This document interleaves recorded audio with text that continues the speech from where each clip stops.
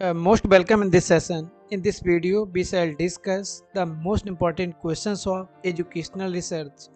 आज इस वीडियो में हम बात करेंगे शैक्षिक अनुसंधान के कुछ महत्वपूर्ण प्रश्न जो आपके लिए हेल्पफुल होंगे NTA NET JRF education, assistant professor BEd in education, PGT education and other PhD examinations.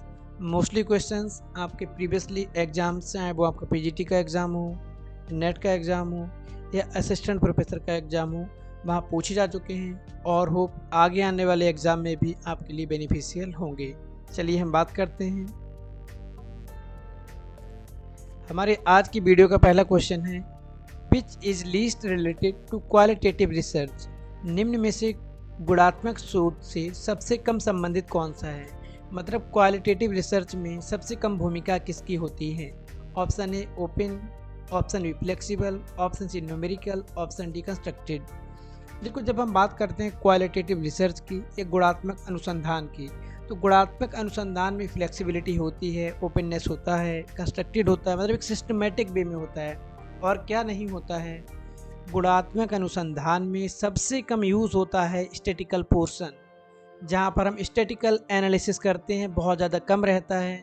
तो वो आपका ऑप्शन सी यहाँ पर होगा करेक्ट, न्यूमेरिकल या संख्यात्मक।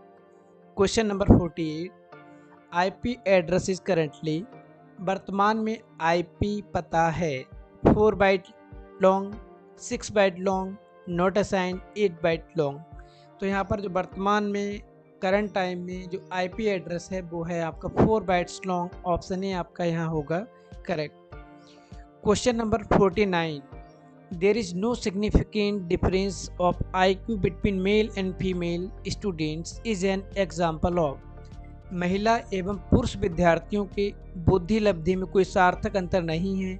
उदाहरण है non directional hypothesis, null hypothesis, both A and B and directional hypothesis. जब हम बात करते हैं there is no significance difference between variable A and variable B, तो वहाँ आपका होता है नल हाइपोथेसिस, ठीक है, जिसको हम बोलते हैं कभी कभी नॉन डायरेक्शनल हाइपोथेसिस।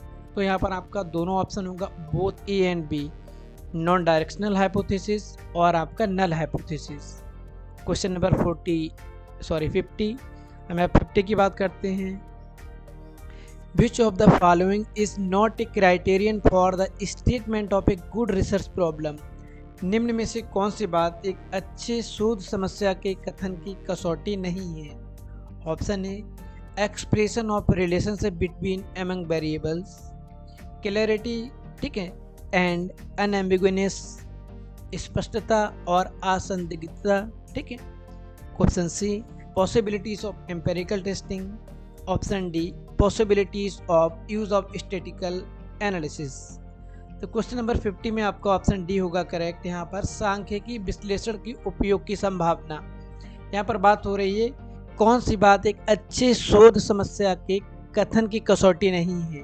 देखो, सीधी सी बात है, आपको मालूम है कि चरों के संबंध की अभिव्यक्ति, जब हम किसी भी टॉपिक को लेते हैं, किसी भी प्रॉब्लम को ऑप्ट करते हैं, तो उसके वेरिएबल के बारे में हमको मालूम होता है, कौन से वेरिएबल को किस तरह से कनेक्ट करना है, वहाँ पर चीज़ें क्लियर रहती हैं, ठीक है। और क्या होता है, आपको पता होता है कि आप हाइपोथेसिस बनाएंगे, उसको आगे टेस्ट भी करना है। तो यहाँ पर ऑप्शन डी आपका होगा करेक्ट। क्या? Possibilities of use of statical analysis. Question number 51, the research problem determines. शोध समस्या निर्धारित करती है। Question option A how good your research skills are. आपका शोध कौशल कितना बेहतर है। Option B what methodology to be used, किस विधि का प्रयोग करना है। Option C role of supervisor, पर्यवेक्षक की भूमिका। Option D length of report की लंबाई। तो ऑप्शन बी आपका यहाँ पे करेक्ट होगा, what methodology to be used, किस शोध विधि का प्रयोग करना है। जब आप किसी रिसर्च प्रॉब्लम को आइडेंटिफाई करते हैं, किसी भी टॉपिक को सेलेक्ट कर लेते हैं, तो वहाँ आपके पास एक ऑप्शन आता है कि आपने जो रिसर्च प्रॉब्लम को सेलेक्ट किया है, जिस प्रॉब्लम को आइडेंटिफाई किया है, उसको किस प्रकार के शोध के द्वारा या किस प्रकार के रिसर्च के द्वारा आपको कंडक्ट करना है या कंप्लीट करना है। आपको क्वालिटेटिव रिसर्च करना है या क्वांटिटेटिव करना है। अगर क्वालिटेटिव करना है, केस स्टडी मेथड है या आपका क्वांटिटेटिव है, तो वहाँ पर आपका सर्वे मेथड है, एक्सपेरिमेंटल मेथड है, एक्स पोस्ट फैक्टो मेथड है। किस मेथड के थ्रू आपको रिसर्च कंप्लीट करना है। Question number 52, self list facilitate निधानी सूची प्रदान करती है। तो निधानी सूची या सेल्फ लिस्ट करती है स्टॉक वेरिफिकेशन को, स्टॉक सत्यापन का। ऑप्शन डी आपका ऑप्शन हो गया यहाँ पे correct. Question number 59, girls are superior than boy in the terms of their IQ is an example of. लड़कियां लड़कों की अपेक्षा बुद्धि में श्रेष्ठ हैं, उदाहरण है। देखो यहाँ पर क्या है, आपको दिशा दी गई, पहले ही बता दिया गया कि लड़कियां लड़कों की अपेक्षा बुद्धि में श्रेष्ठ हैं। ठीक है, तो ये है आपकी डायरेक्शनल हाइपोथेसिस। ऑप्शन ए आपका हो जाएगा correct. Question number 54, the research proposal sent to research institute for financial assistant must have. वित्तीय सहायता के लिए अनुसंधान संस्थानों को भेजे गए अनुसंधान प्रस्ताव में परम आवश्यक है। मतलब जब आप किसी रिसर्च टॉपिक को, रिसर्च प्रपोजल को फ्रेम करते हैं और फाइनेंशियल असेसमेंट के लिए हम भेजते हैं उसको किसी रिसर्च इंस्टीट्यूट में कि वो हमको ग्रांट दे वहाँ पे, तो क्या चीज़ ज़रूरी होती है? वो चीज़ ज़रूरी होती है budget requirement and time schedule. क्या आपका बजट है और किस किस इंटरवल पर, किस किस शेड्यूल पर आपको मनी या आपको जो बजट है उसकी रिक्वायरमेंट है। Question number 55, the tentative testable proposition of a research problem is known as. किसी भी शोध समस्या के संदर्भ में अस्थायी जांचनीय प्रस्ताव को के रूप में जाना जाता है। Theory, assumption, hypothesis. तो देखो यहाँ पर जब हम बात करते हैं हाइपोथेसिस की, तो आपको भी मालूम है हाइपोथेसिस क्या होता है। A tentative solution of any problem, किसी समस्या का संभावित समाधान, तो वो होता है हाइपोथेसिस। ऑप्शन सी हो जाएगा आपके यहाँ पे करेक्ट, परिकल्पना। Question number 56, what is the most important to develop research question. शोध प्रश्न के लिए क्या महत्वपूर्ण है। फॉर्मुलेटिंग ऑब्जेक्टिव्स, उद्देश्यों का निर्माण, रिव्यू ऑफ रिलेटेड लिटरेचर, संबंधित साहित्य की समीक्षा, sample size, knowledge of subject area.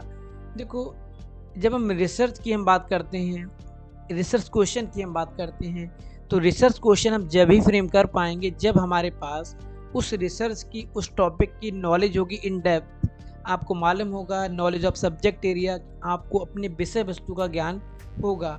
विषय वस्तु का ज्ञान होने के बाद में ही आप वहाँ पर शोध प्रश्नों का निर्माण कर सकते हैं। क्या क्या चीज़ें आपको रिसर्च में कलेक्ट करनी है, किन किन चीज़ों को जस्टिफाई करना है, किस किस चीज़ों को वेरीफाई करना है। Question number 57, tagging in web 2.0 is called. Web 2.0 application में टैगिंग किसे कहते हैं? नेट में क्वेश्चन आया था last time. Syndication, directory, taxonomy, folksonomy. तो कहते हैं फॉक्सोनॉमी। ऑप्शन डी आपका यहाँ होगा correct. Question number 58, which of the following is concluded in the main part of good research proposal. किसे अच्छे शोध प्रस्ताव के मुख्य भाग में शामिल किया गया है? इंट्रोडक्टरी सेक्शन शामिल रहता है। क्यों? जो वर्क आपको करना है, जो आपकी प्रॉब्लम है उसको हम इंट्रोड्यूस कराते हैं। Option B, procedure and methodology, क्या हमारा प्रोसीजर रहेगा, कौन सा हमारा मेथड रहेगा रिसर्च का। Option C, inferential and concluding section, यहाँ पर हम बताते हैं कि किस टाइप की स्टैटिस्टिक्स का यूज़ करेंगे, कौन कौन सी सांख्यिकी विधियों का प्रयोग करेंगे अपने रिजल्ट को प्रूव करने के लिए, हाइपोथेसिस को टेस्ट करने के लिए, ऑल ऑफ द एबव। तो ऑप्शन डी आपका यहाँ पर होगा correct. Question number 59, case study is a type of research. वृत्त अध्ययन शोध का प्रकार है। केस स्टडी टाइप्स हैं क्वालिटेटिव रिसर्च का या गुणात्मक अनुसंधान का। क्वेश्चन नंबर 60, ये गारंटी ऑफ कॉन्फिडेंशियली, गोपनीयता की गारंटी है। इसेंशियल फॉर एवरी पार्टिसिपेंट, प्रत्येक प्रतिभागी के लिए आवश्यक। ऑप्शन बी, ऑलवेज रिक्वायर्ड, सदैव आवश्यक है। Option C, always given under duress, सदैव दबाव में किया जाता है। Option D, a guarantee that information will be kept confidentially. Option D आपका यहाँ पे करेक्ट होगा, a guarantee that information will be kept confidentially. जब आप किसी से रिसर्च के टाइम डेटा कलेक्शन करते हैं, कोई टूल भरवाते हैं या कोई भी इंफॉर्मेशन लेते हैं, तो आप उसको इंश्योर करते हैं कि आपकी जो हमने इंफॉर्मेशन ली है किसी अदर पर्सन के साथ शेयर नहीं की जाएगी और आपकी प्रत्येक इंफॉर्मेशन को गोपनीय रखा जाएगा। Question number 61, when null hypothesis is expressed in a directional manner it is known as. जब शून्य परिकल्पना को आदेशात्मक रूप में व्यक्त किया जाता है तो इसे किस नाम से जाना जाता है? तो इसे जाना जाता है वन टेल, एक पास सर्व परीक्षण। Question number 62, after you locate a source you should write down all detail of references except. किसी स्रोत का पता लगाने के बाद आपको संदर्भों के सभी विवरण लिखने चाहिए सिवाय इसके। हम देखो रेफरेंस लिखते हैं, बिब्लियोग्राफी लिखते हैं तो वहाँ पर बुक का नाम लिखते हैं, लेखक का नाम लिखते हैं, टाइटल लिखते हैं, कौन सा वॉल्यूम है, कब पब्लिश हुआ है, हम वहाँ नहीं लिखते हैं, केवल price money. Question number 63, is the hypothesis which focus on no difference relationship among variables. देखो पहले भी आपको बताएं, जब चरों के बीच में कोई सार्थक अंतर नहीं हो, there is no significant difference between variable X and variable Y, तो उसको हम कहते हैं शून्य परिकल्पना, null hypothesis. Question number 64, every research project should make a contribution. प्रत्येक शोध परियोजना का योगदान देना चाहिए किसमें? ज्ञान में। अगर हम किसी भी रिसर्च को करते हैं तो हमारा नॉलेज इंक्रीज होता है। हम इन डेप्थ जिस टॉपिक को रिसर्च के लिए ऑप्ट करते हैं उस टॉपिक को टू ग्राउंड टू बॉटम से स्टार्ट करके उसको इन डेप्थ तक, उसकी हाईनेस तक जाते हैं और हमको वहाँ पर बहुत ज़्यादा हाई लेवल का नॉलेज भी गेन होता है। ठीक है। क्वेश्चन नंबर 65 की हम बात करते हैं।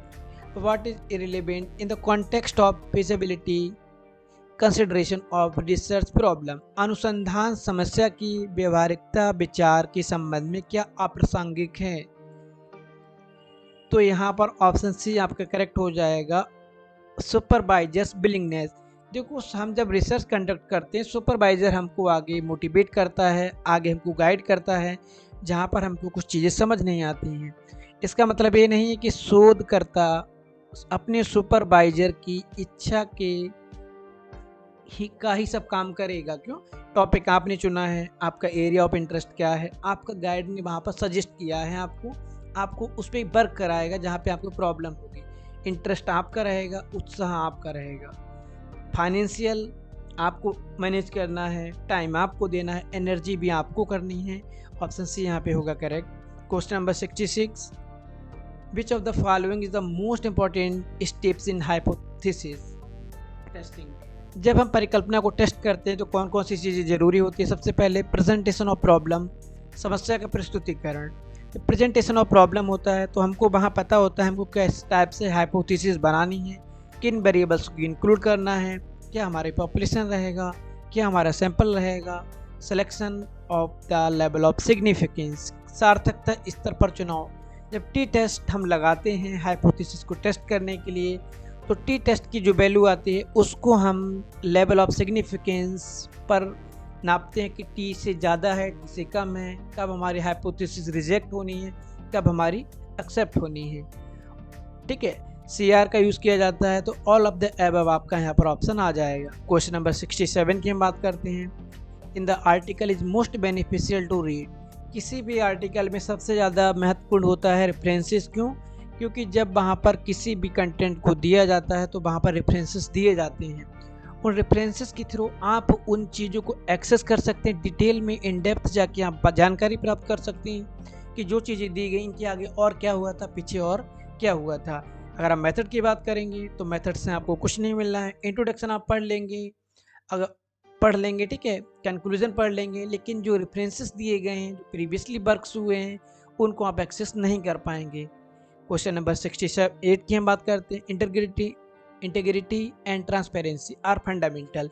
सत्यनिष्ठा और पारदर्शिता मौलिक सिद्धांत है। एथिकल प्रिंसिपल इन रिसर्च के कुछ नैतिक नियम होते हैं। ठीक है। Question number 69, in hypothesis testing errors can not be completely eliminated. परिकल्पना परीक्षण में त्रुटियों को पूरी तरह समाप्त नहीं किया जा सकता। पूर्णतः सत्य है क्योंकि ये त्रुटियां होंगी। क्वेश्चन नंबर 70 लास्ट क्वेश्चन है। इस यहाँ पर बात हो रही कि primary concern with formulation of A theory, किसी रिसर्च के द्वारा नए सिद्धांत नए थ्योरी को जनरेट करना, तो वो रिसर्च होता है आपका फंडामेंटल रिसर्च। मौलिक अनुसंधान, क्रियात्मक अनुसंधान में क्या होता है? देखो, क्रियात्मक अनुसंधान में होता है किसी प्रॉब्लम का क्विकली, बहुत रैपिडली सॉल्यूशन देना, और जो फंडामेंटल रिसर्च होता है उसके थ्रू हम नए सिद्धांत को देते हैं, नए थ्योरी को देते हैं। तो यहाँ पर हमने डिस्कस किए हैं रिसर्च के 70 most important questions. Maximum question आपके प्रीवियसली एग्जाम्स में पूछे गए हैं। होप आगे आने वाले एग्जाम्स में भी हेल्पफुल होंगे। कहीं कोई कन्फ्यूज़न, कोई प्रॉब्लम या इम्प्रूवमेंट के लिए आप कमेंट कर सकते हैं। Thank you.